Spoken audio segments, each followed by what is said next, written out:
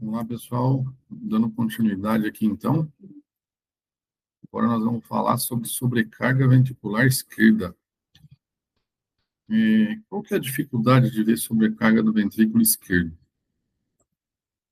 O ventrículo esquerdo, pessoal, ele já é o ventrículo dominante, né?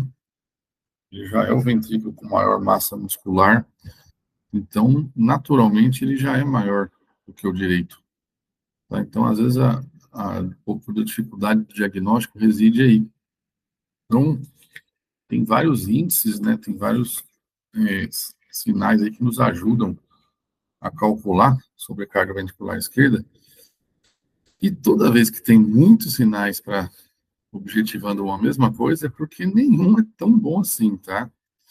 Mas a gente vai falar para vocês nessa aula de hoje aqui alguns principais que a gente usa na prática clínica aí para ver a sobrecarga do ventrículo esquerdo.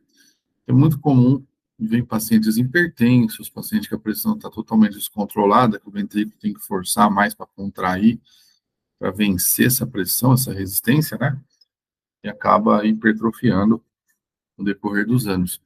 Lembrar que no recém-nascido e no bebezinho lá mais novinho, sobrecarga ventricular direita que predomina, tá? Então, o primeiro critério que a gente vai falar aí é o critério de Romildt-Estes. Sendo bem franco com vocês, esse aqui a gente nem usa muito assim na prática, não. Isso aqui é mais para prova, tá? Quem vai prestar prova aí de cardio ou alguma prova que vai cair eletro, pode ser que caia alguma coisa. Ele é um critério bem complexo, tá? Ele pontua aí, quando a gente pontua, aliás, a partir de 5 pontos, aí eu posso falar que tem um padrão de sobrecarga de ventrículo esquerdo pelo critério de Romildt-Dias. Se 4 pontos, provável. O que confirma, assim, eletrocardiograficamente, são 5 pontos ou mais, tá? Então, alguns critérios aí que pontuam. Amplitude aumentada e da onda R ou S maior que 20 milímetros no plano frontal, ou 30 no plano horizontal, isso pontua 3. Aquele padrão de strain que a gente já falou, strain de VE pontua 3 também, tá? Quando o paciente não usa digital, porque o digital, a digoxina, já pode dar aquele padrãozinho de quando em pá de pedreiro, em colher de pedreiro, né? Já dá essa alteração de repolarização. Quando tem sobrecarga atrial esquerda pelo índice de Morris, já pontua 3 pontos também. Eixo desviado para a esquerda, 2 pontos. QRS um pouquinho alargado, mas sem fechar critério ainda para bloqueio de ramo, 1 ponto. Tempo de ativação ventricular maior ou igual a 0,05. E alteração de ST na presença digital, esses pontuam 1 ponto cada um, tá? Lembrar que 4 SVE é provável, 5 ou mais SVE confirmada eletrocardiograficamente. Mas na prática a gente não usa não, mas é bom só saber da existência. O que a gente usa mais aí na prática é esse aqui, ó, Sokolov-Lyon. O índice Sokolov-Lyon, que a gente mais usa no dia a dia, ele fala o quê? O S, aqui acho que aqui tem uma explicação melhor. A gente usa o S do V1, a derivação V1, a onda S, mais R de V5 ou até V6.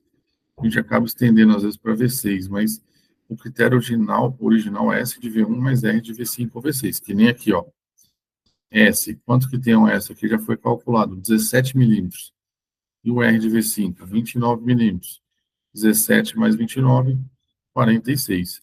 Sokolov-Lyon, ele é positivo a partir de 35 milímetros, tá? Para indivíduos longilinos, magros e altos, a gente acaba, às vezes, considera um pouquinho mais, em torno de 40 aí é descrito. Mas o critério original, 35, já pontua. Tem um tal também de Sokolov de AVL, que é quando o R de AVL ele é maior que 11 milímetros. Tá? E também o Sokolov de AVL também é um dos critérios de sobrecarga ventricular esquerda. Tá? Então, vocês estão vendo aí que tem muitos critérios, né? Deu para sentir. Um outro critério aqui é o índice de Cornell. O Cornell, ele fala o quê? Ele é o R de AVL, da derivação AVL, mais o S de V3. Isso, aqui no caso desse eletro aqui, o R de AVL deu 0, o S de V3 deu 40, então 40 milímetros. O que fala o Cornell? Se essa somatória der maior que 20, maior ou igual a 20 para mulheres, ou maior ou igual a 28 para homens, é um critério positivo para sobrecarga ventricular esquerda, tá? Então, esses são os principais, o Sokolov Lyon, S de V1 mais R de V5 ou V6 maior que 35, Cornell, que é o de AVL mais S em V3, 20 para mulher e 28 para homem, tá bom? E lembrar do R de AVL aqui, que é o índice de Cornell, perdão, Sokolov de AVL, acima de 11, pontua aí para sobrecarga ventricular esquerda. Tem outro critério também, que é o critério de Peguero-Lopresti. Peguero-Lopresti é um dos mais sensíveis que a gente tem. De todos eles, ele é o mais sensível. O que ele fala? É um valor de S nas derivações precordiais, mais S de V4, quando é maior ou igual a 23 milímetros em mulheres. Ele colocou em voltagem, né? Mas quando é maior ou igual a 23 milímetros em mulheres, 28 em homens, é positivo para HVE, tá? Para hipertrofia ventricular esquerda. Lembrar que quando está falando de eletro, a gente não usa o termo hipertrofia e sim sobrecarga.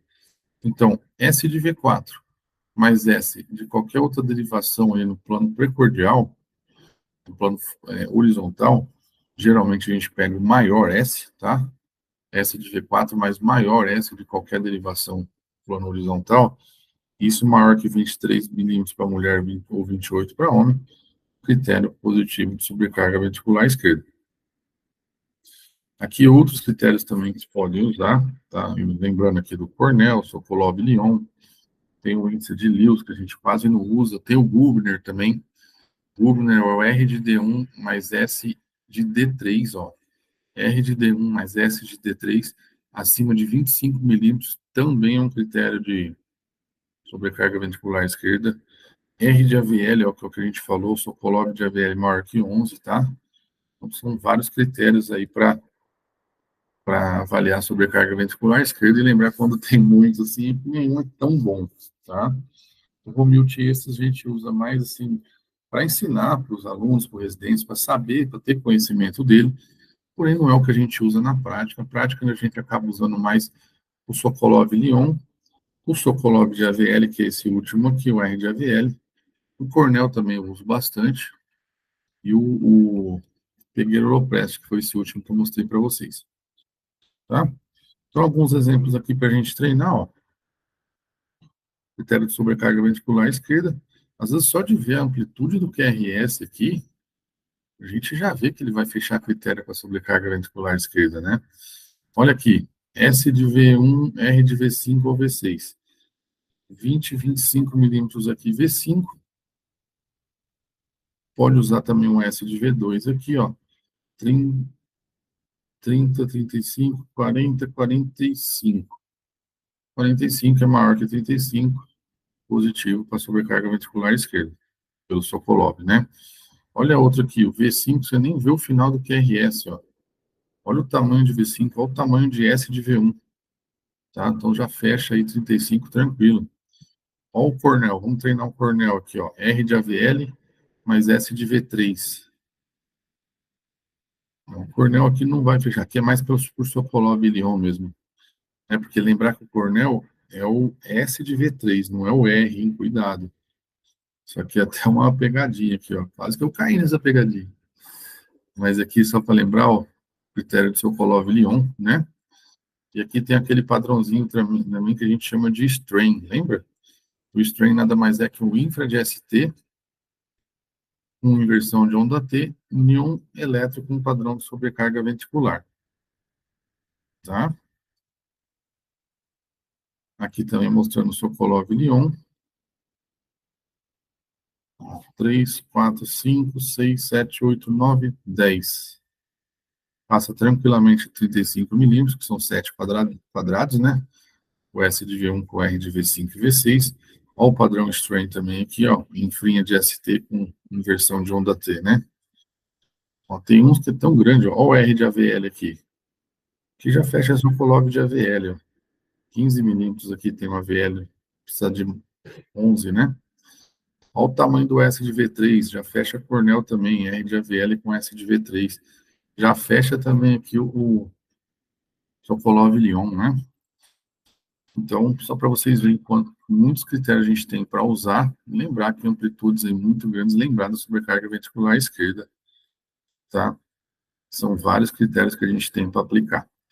E assim a gente termina o nosso módulo 4. Agora vamos praticar bastante isso aqui, né, pessoal, para gravar esses conceitos e não esquecê-los, porque tem muita coisinha para gravar dessa aula aqui, hein?